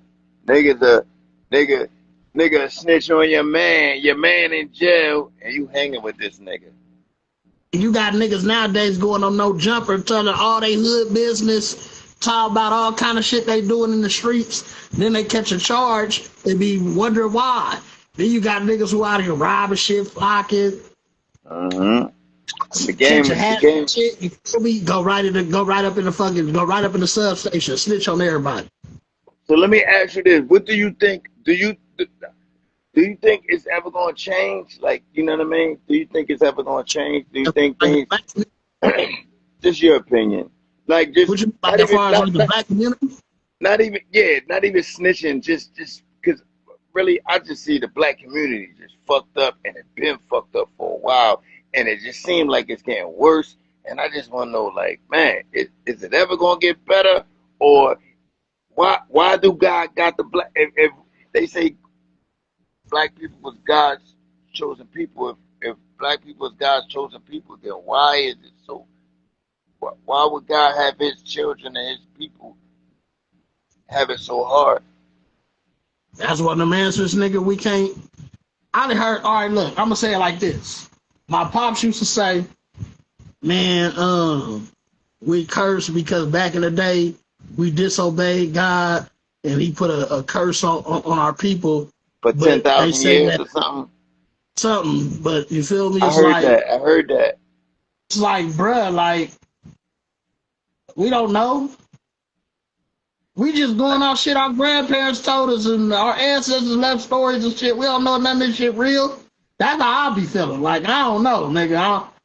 I don't know shit. You know what I mean? Like I said, it's some shit we gonna ask, we ain't gonna have no answer to. And it's like, shit, we can keep searching. Now, I mean, we gonna find an answer though. And nigga gotta be cool with that. You feel me? Some of these niggas, they be, like, come on, nigga, calm down. Nigga, pipe down, weird ass nigga. Like, you feel me? Don't none of us know. Shit, nigga. Yeah. I be looking online. I done traveled different places in the world, seeing these little different sites. They like, oh, this is where Moses was. This, like, nigga, is this real? Or nigga just saying this shit? Like, you feel me? Like, we don't know. We don't know. Well, let me ask you. It's a treat some shit that I would like to know, even if it ain't real. Like, oh, I still went here and they said this and this and that. Like, do you believe in like life on other planets, extraterrestrials, aliens, and stuff like that? Yes. I want to ask you this because I have been asking people, and when I talk to people about it, they kind of be laughing at me or like, Mikey, you tripping. But yo, I've been seeing on the news for like the last couple of weeks, they got this, I guess it's some kind of object that came into our solar system, and they calling it 3-Eye Atlas. Anybody that's watching it or going to watch this later, it's called 3-eye atlas, and it's like some 3-eye/atlas, and like it's an some eye, like the letter I. like the letter I, 3, the letter I, a slash atlas, but it's some kind of object in the end. There's one guy, he was from the Pentagon or from NASA and whatever. He like, yo, this is a spaceship coming, and they coming in hostile, and they supposed to be here in November and all this kind of shit. So I'm like, damn, I've been keeping my eye on it or whatever. But when I bring it up to other people to try to have a conversation about it, they like laugh it off or whatever. I'm like, damn, what if this shit is real though? You know what I mean? What if these niggas get here and start cutting the fuck up? You feel me? See, a lot of niggas, man, I learned a lot of niggas I believe, I believe it. Shit. Niggas be so wrapped into bullshit. Like, all these niggas watches drill fucking gang documentaries, and all the bitches watches baddies. Like, oh my God. Look, yeah, they don't want to know. Like, I'll be watching documentary about the Anunnaki. Yeah, Anunnaki. That's what they said. That I think maybe some people said it might be them coming back or whatever the case may be. But I'd be interested in that kind of shit. You know, I've never been the kind of person that cared if people. I could be in a room and everybody can say, "Man, that shit's green. That shit's green. Yeah, that's green." I'll be like, "Nigga, that shit look blue to me." I'm that type of nigga. I don't care who in there, and they say, "Well, all right, baby, that shit look. That shit look green." You know what I mean? Like I always had my own mind. I never been fearful. Hey, that shit popped up. Yeah, that's 3-eye atlas. Massive update. Stellar visitor. 3-eye atlas shows strange new behavior. 3-eye atlas is emitting nickel, but something doesn't add up. Size. Now's final transmission just warned the world. You should do it. You'll be good to do a story about that, maybe on a later video or something. Once you do your research and shit, you do a video on that shit. Like, I think that shit is a lot of people probably tap in with you, because it is a lot of people that is probably tapped in, but just unfortunately some of the people I come across, they think it's a game. But I'm just like, damn, what if though? You know what I'm saying? What if? Some more. Because listen, the guy from the Pentagon said, like, because one guy could, oh, it's just a comet, and the other guy came like, nah, this ain't no comet. This shit done moved. It done went around Mars. It done did this. Asteroids and comets don't move like this. This shit is intelligently being moved around, you know. But you know, they people not paying attention to it. You know what I mean? So it's like, damn, you know, maybe it's not nothing, but I'm just saying, I like to just keep my eyes on everything, especially when it comes to something that's big and global. You know what I mean? The thing I learned about the government is this is one thing I learned about the government.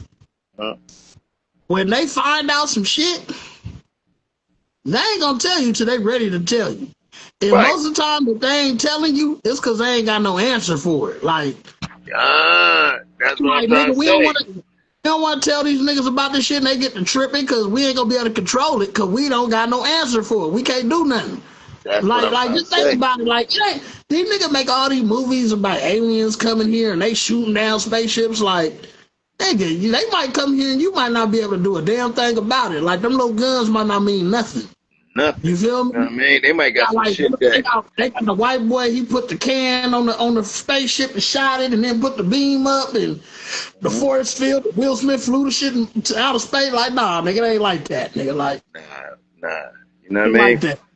But they saying this shit that's coming. I want you to do your research later on tonight or tomorrow when you get some free time and really look into it.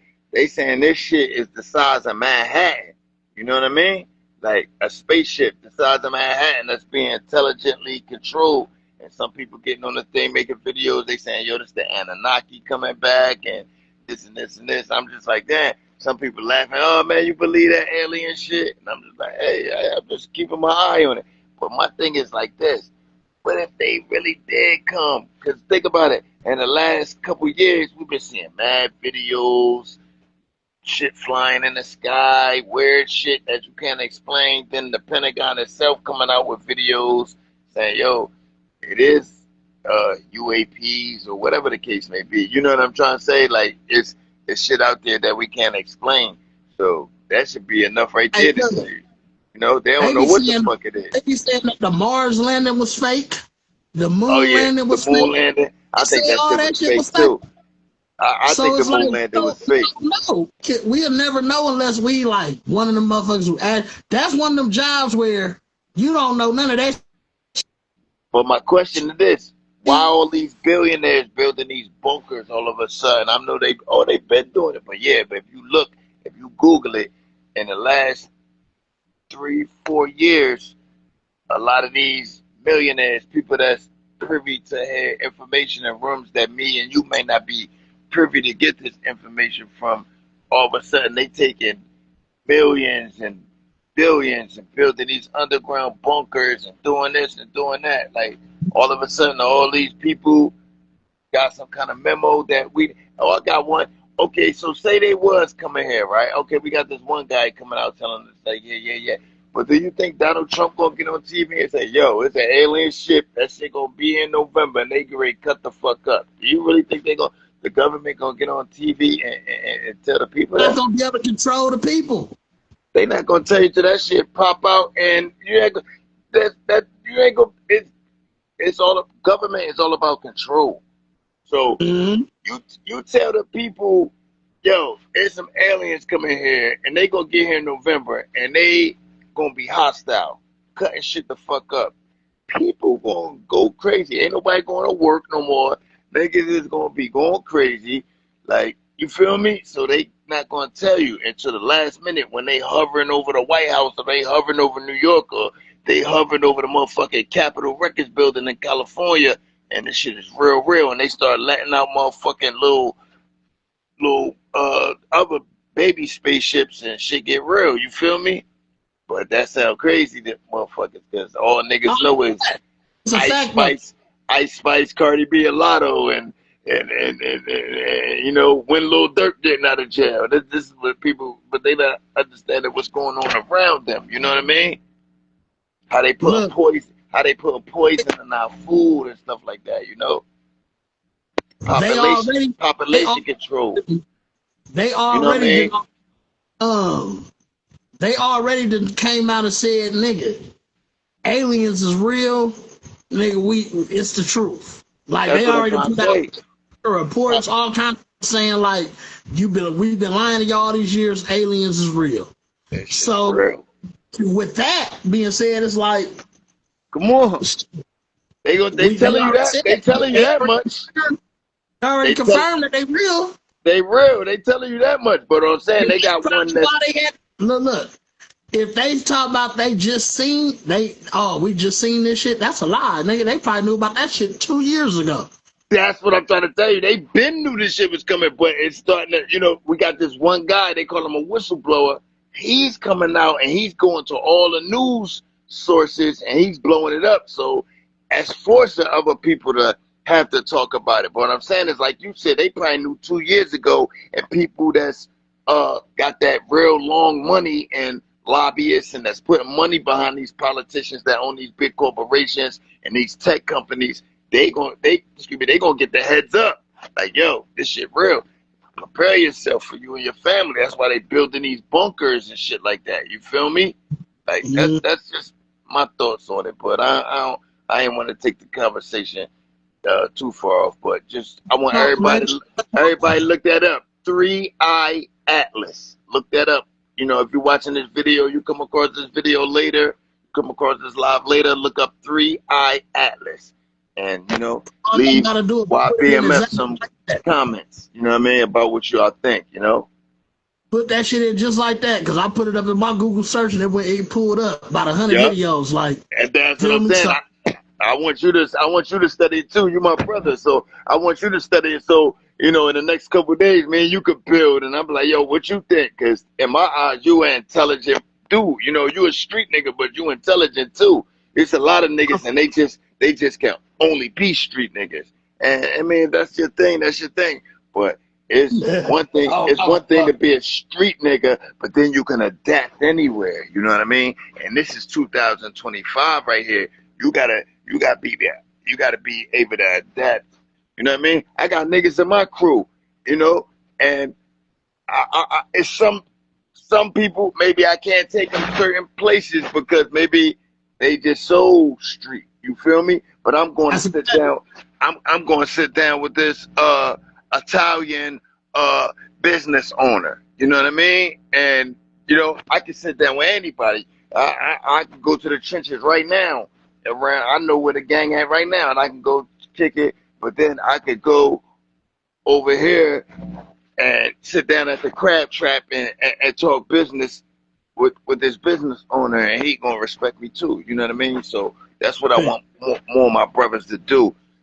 Learn to be versatile. It's okay to be street and you gangster, you gang, but nigga, be intelligent too. You know what I'm saying? Don't be no fucking dummy out here. You know what I mean? Like, be intelligent. You know? Because some of y'all niggas, a lot of these dudes, King, they run around trying to be street dudes, but these dudes is lost. You know what I'm trying to say? Poop butts. Yeah, man, they lost. You know what I mean? They trying to portray an image that's lost within itself. You feel me? That image is lost. You feel me? Like, even that image got the same meaning and value that it once had. You feel me? Like, nobody respects that shit. You feel me? Like, it's niggas have watered all this shit down. It's like, nigga, go to school, little nigga. Go to school, nigga. Nigga, look, man, stop selling that dope, my nigga. Go get you a regular job. You'll make more. You ain't never gonna get off that, cause you ain't the bad. You ain't one of them type niggas. Everybody, just cause you got a sack don't mean you gonna be Big Meech. You gotta have a hell of a. And let me tell you why. And let me tell you why the Big Meech, that kind of era probably will be hard. I can't say never, but I'm saying why that era will be so hard now, because technology was different back then. Right now, it's a camera everywhere. And the people that come across this video later, I want y'all to go look up a song called King Michael, Tell Me Why. And I talk about all this stuff, how cameras is everywhere. I talk about this stuff, you know, but not in a way where I'm trying to school you or lecture you. I'm telling you from a perspective of somebody that's coming from the trenches, you know what I mean? But got some intelligence and knowledge of self, you know what I'm trying to say? So if Big Meech and them, that was at a time when, you know what I mean? So people that might be influenced by that, it's cool to look at it and be like, damn, you know what I mean? But you try to be Big Meech right now, man, it's almost like a 91% chance that you're going to get caught up. You know what I mean? It's too much technology with the phones, cameras everywhere, facial recognition. Man, Donald Trump just signed the bill yesterday. If you get caught with a pill, what's it, a Percocet or Oxycontin or whatever like that, you get caught with one pill. They take that pill and test it. If it got fentanyl in it, one pill, you got to do mandatory 10 years. Niggas don't even know about these laws that they passing, you know what I mean? And I like Donald Trump, but I'm just trying to tell you, you got to know what the fuck is going on. You know, you so caught up in trying to be Kodak Black and all these niggas you did, but yo, you got to be smart, you know what I mean? You gotta be smart, because the future is here. Cameras is everywhere. You gotta adapt or you're gonna die. You gotta adapt or you're gonna die, my nigga. You're gonna die from starvation or you're gonna die from getting took out. That's as simple as that. You know what I mean? They got the AI coming. You know what I mean? They got a lot of jobs is about to be took. I ain't even talking about just regular jobs. I'm talking about lawyers. I just watched a little video, right? Check this out. This guy, yeah, check this out. Hey, YBMF, check this out. This one guy said, yo, I used to pay this lawyer $5,000 just to have a phone call with him and him tell me boom, boom, boom, boom, boom, boom, boom, about I might get a contract or do this business or whatever. I ain't even talking about just music business, just period, just business. But you know, he got the contract. He said he used to have to pay his lawyer $5,000 just to read over it and tell him yes or no, should he do it or what to change. He said, nigga, he took the same contract paperwork, put it in AI. AI gave him all the answers, and he said, "Damn, I want to just test to see if it's right." He still called one of his lawyers, paid them $5,000 just to see, and the lawyer came back with the same shit. AI was on the money, my nigga. AI was right. So he like, nigga, I ain't even using that lawyer no more. I'm just fucking with AI. I'm like, damn. So nigga, lawyers, everybody about to be, nigga, everybody money about to get funny with this AI shit. So when money get funny, what happens? Crime rises. You know what I mean? So you might think it's just gonna be thug niggas out here doing crime. No, it's gonna be motherfuckers that used to be lawyers, used to be doctors, used to be truck drivers. Nigga, they get ready to hit the bank. You feel me? It's gonna be shit going on. Niggas gonna be pushed to the limit. I don't got no kids, but it's niggas that got kids that's like, nigga, I gotta feed my kids. You ain't lying at all, man. I see it coming. I'm telling you what's gonna happen in the next 10, 15, 20 years. My pops used to tell me, he used to be like, watch this movie, and I guarantee in the future, 70-some% of this shit that you see in this movie is gonna be happening in the world right now. What and movie with was this that? AI shit and all these robots, I'm like, nigga, that Terminator shit was great. That Terminator and the fucking nigga, the fucking Total Recall. Oh, Total Recall, yeah. Didn't they make a remake to that too? A newer one? I ain't watch that shit though. I ain't watched that shit either. I remember the old one. Good. I don't like none of them. Yeah, I remember the old one. I just watched the fucking I Know What You Did Last Summer remake the other day. Trash. Oh shit. Okay. All right. Yeah. But you right about that. A lot of that shit gonna come to life. I'd have had the discussion with a few of my people, right? Because we consider ourselves like MCs, like we lyricists. You feel me? Yeah. As a lyricist, how do you feel about these new artists using AI to write their songs, to write their bars? Me personally, I don't like it because I just feel like when it comes to music, I don't care if you writing raps or you writing a country song. I just personally feel like that. I feel like that music should come from your heart and your life experiences. It ain't even gotta come from maybe your per se life experience, but I feel like maybe, you know, what you've been around, what you've been exposed to. You know what I mean? I don't know. YBMF, you got any brothers or sisters? Yep. Biologically? Yep. What, a brother or a sister? A sister. Okay, so say, is she older than you or younger than you? She younger. Okay, so say, just say you got a sister and she might have went through a situation with her boyfriend or something. You may not have went through that situation, but you watched her go through that situation. You know what I mean? You might could write a song about that.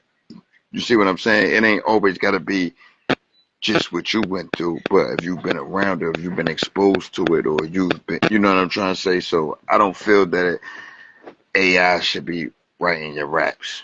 You know what I mean? I don't even feel like other people. I don't even feel like other people should be writing your raps. Now, if you're singing a love song, I think that's a little different. I'm about to say that. You got niggas like Kanye, musical genius, but he might go in a studio and it'll be 5 different people writing this one song. Right. Now one nigga might think Kanye wrote it, but no, niggas 5 different niggas that wrote this one song. They just pieced together, taking different little parts from these 5 different people, and then he threw some whoa on the side, just a little melodies, get the beat, and nigga is such a hit now. You feel me? So I be telling niggas like, nigga, the game to change so much. I tell niggas all the time, like we older niggas, you feel me? But we still raw at this shit, so we still do it.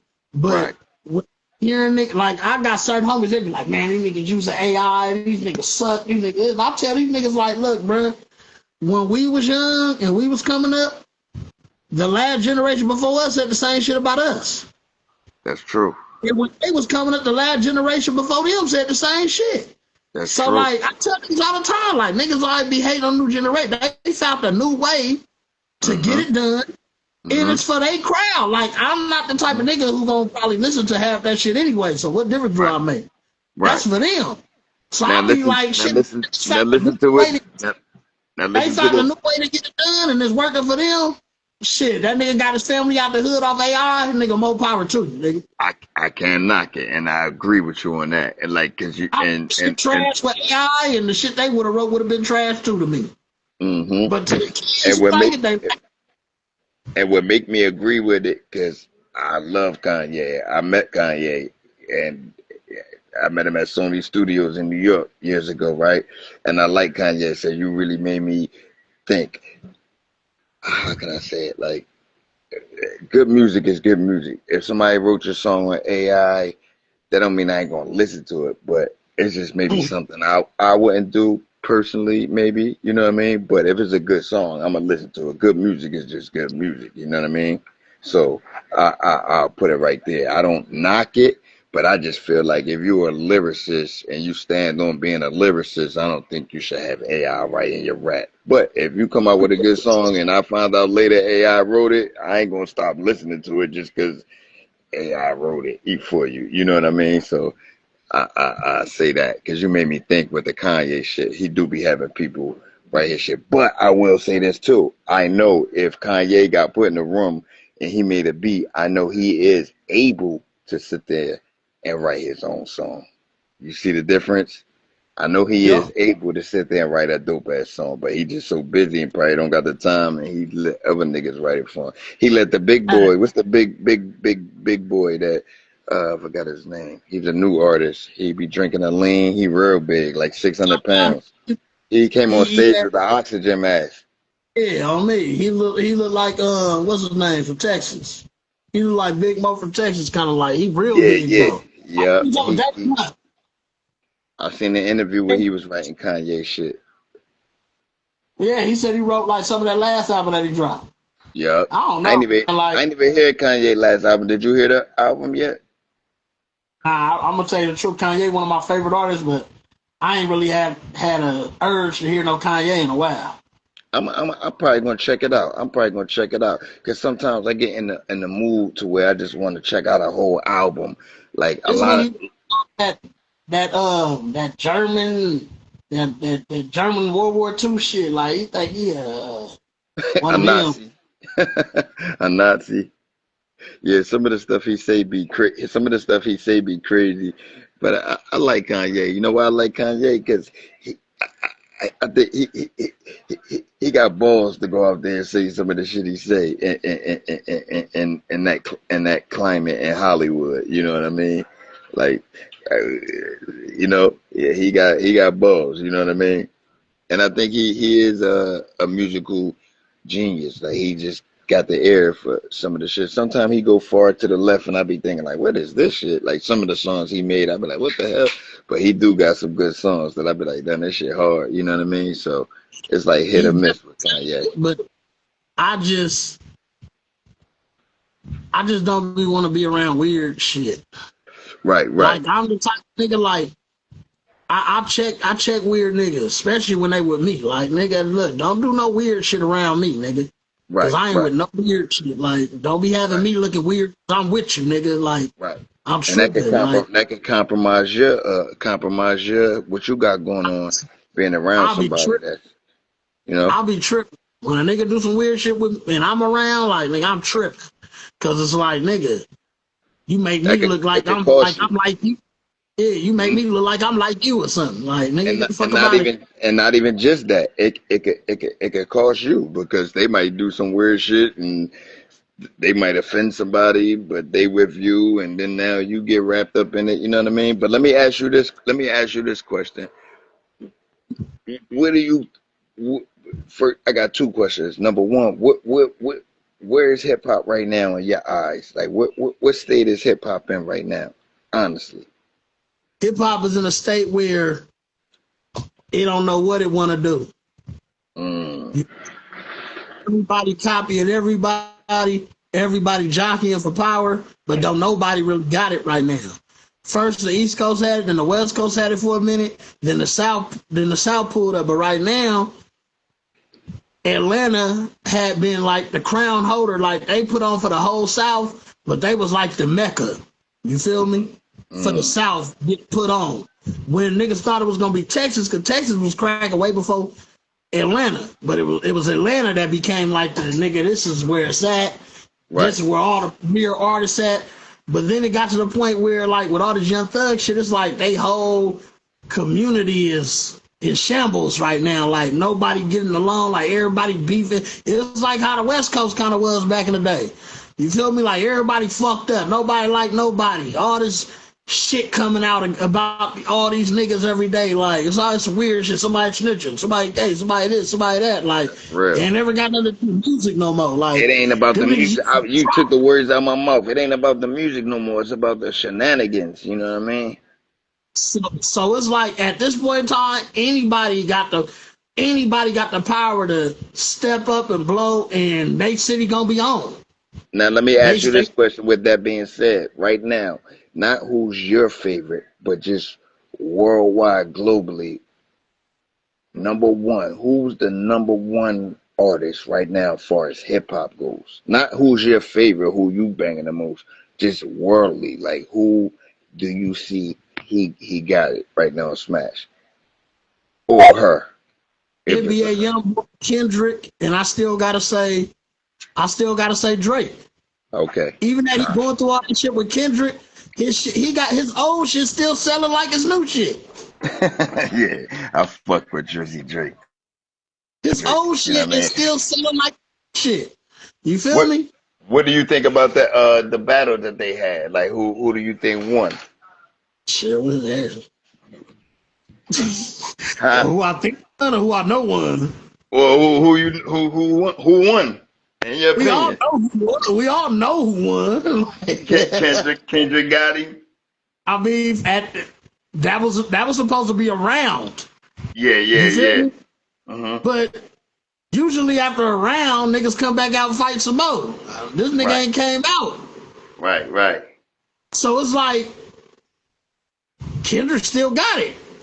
Now until you drop something to make niggas say, man, fuck what that shit was. You feel me?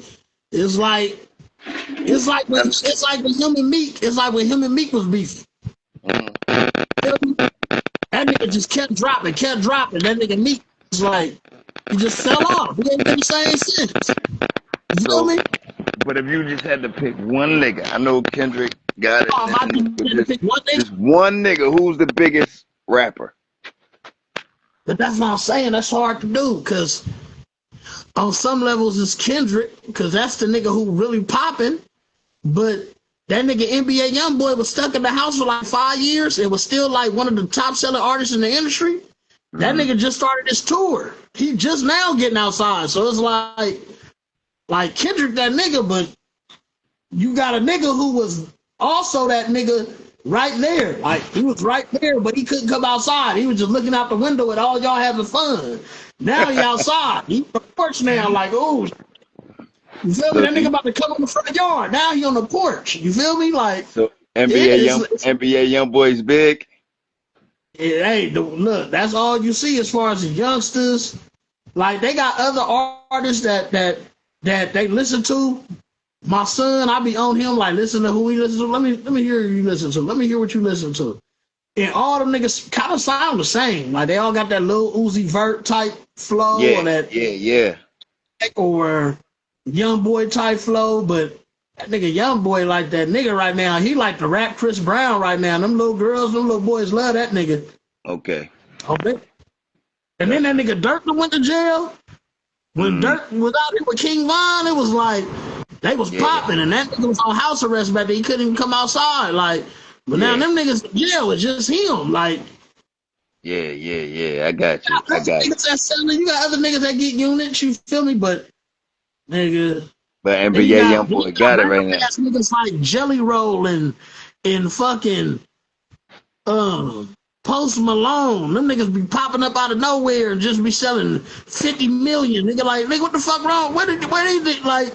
How these niggas even blow up? Like when you see them, you like these niggas don't even look like no stars. Like these niggas look weird. Like they look crazy, but they the biggest shit music behind the scenes. They like They remind me of like how French Montana and that nigga, what's that Spanish dude that was pop Bad Bunny? They like on that level right now. But Bad Mm, Bunny, I think was like he was up there. okay, But they like a little bit toward that level. I got you. I got you. Damn. A lot of the Hip, big niggas is niggas that we don't even really like. We ain't even really tapped in with like that. We right, hear about right, them niggas academics and shit because these other platforms they don't really speak on. right, right. That's crazy, man. You know what I'm saying? Like, it be people, sometimes it might be my little nephews, they might be playing a song, and I'm like, dang, that beat is hot. That's the first thing that they catch me with a song. I hear the beat, and I be like, oh, that shit hot. Then I'll check out the person flowing to it. Like, I can't lie. A lot of the newer artists, some of them I don't be knowing what they saying because they, like you said, they all kind of got the same flow and they like singing and mumbling and shit like that. But every once in a while, you'll get some of them that's like spitting some shit because I like to hear niggas that is talking some shit. You know what I mean? But nowadays, you don't really got to be saying too much. If you got a dope ass beat and you got a melody, that sometimes you don't even got to be saying nothing. You could just be. As long as It's the just really melodies, dope that ass melody. beat, and That's some good it. ad lib. And some good ad libs. That's it. You know what I mean? But back in the day, you had to be saying something. You know what I mean? We had Nas. Like to this day, even though I know I might be, but I like Nas. Nas been he been dropping some shit, and I like Nas. I think that takes a lot to stand the test of time, go through all these errors and shit. So I still bang Nas, even this new shit, his old shit or whatever. Uh, a lot of the older OG artists, I don't know if you noticed, but like in the last year, a lot of the OGs been coming out with some dope shit. Like Ghostface just dropped a new album. I listened to his Hey, whole album the other day. That shit's dope. that But Raekwon is kind of tough. That motherfucking the Emperor's New Raekwon, Clothes. yeah, I ain't listened to the whole album. I heard two songs of it. One of them was the gorilla in the city or something. He was running around acting like a vampire or a gorilla or something. I seen that one, but I heard Ghostface's whole new album, Supreme Clientele Part Two, and that Too. whole album is dope. And I know Ghostface. I produced on one of his albums. If anybody that's watching this even later on, go look up Ghostface Killer Bulletproof Wallets.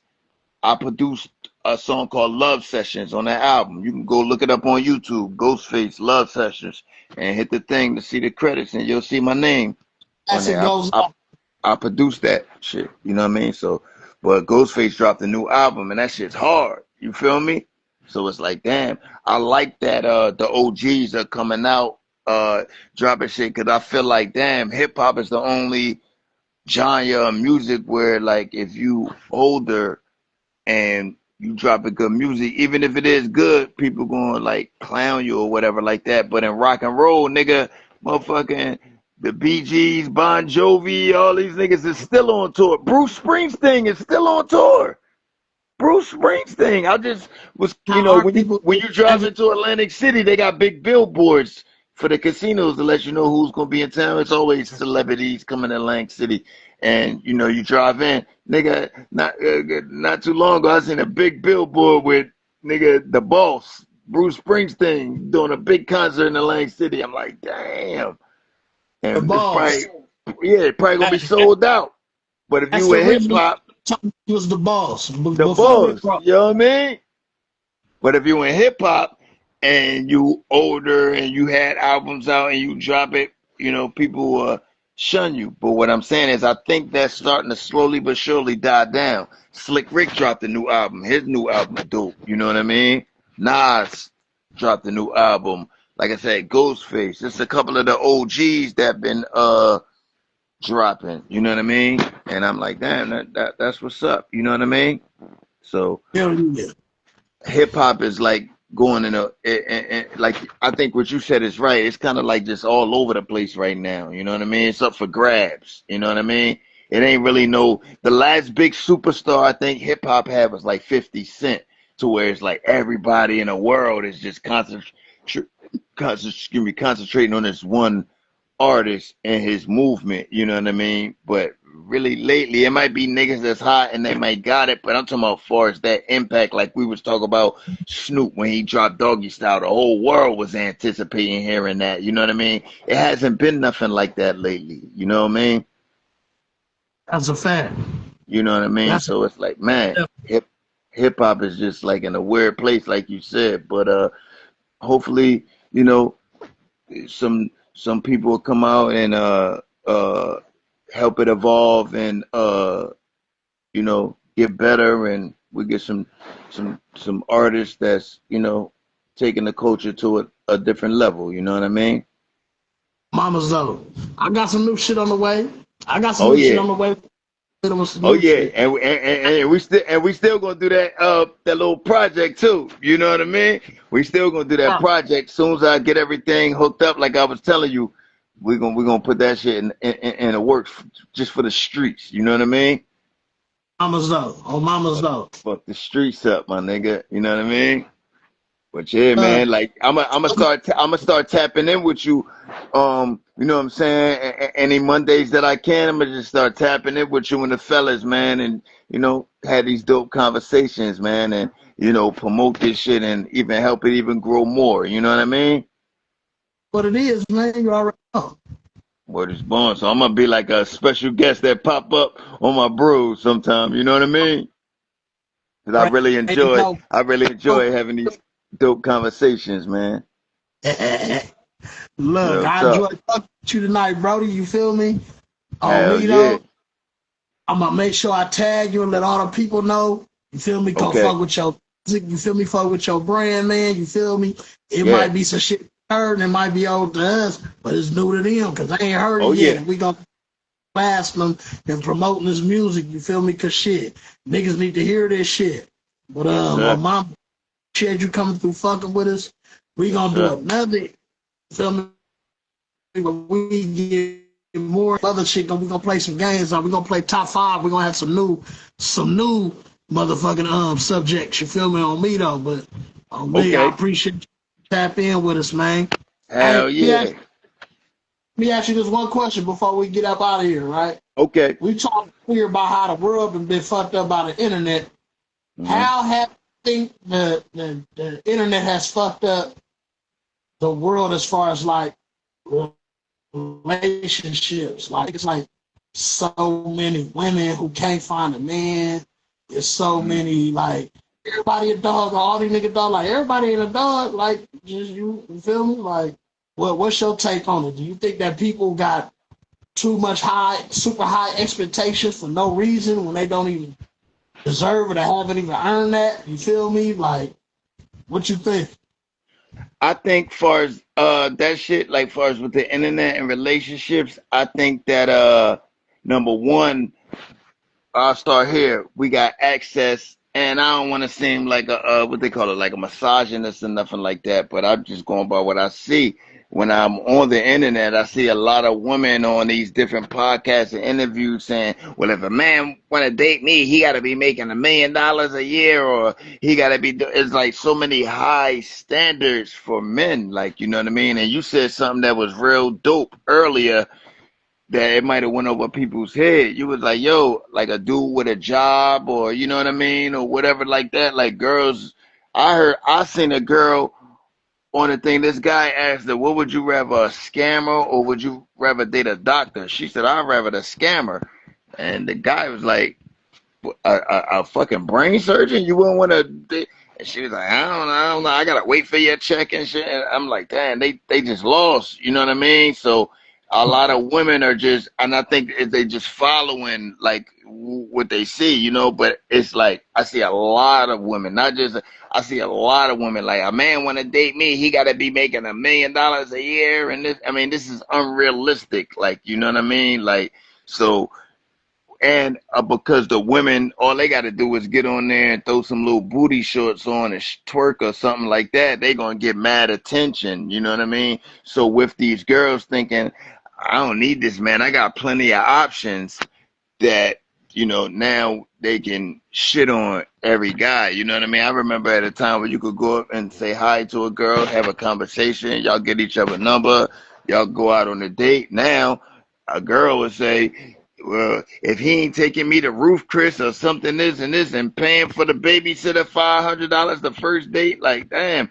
you can't even take a girl to Applebee's or Red Lobster or whatever. Like that's looked down on. You know what I mean? You got to be taking her to motherfucking five-star restaurant on a first date, and she bringing all three of her kids. So you gotta, you know what I mean?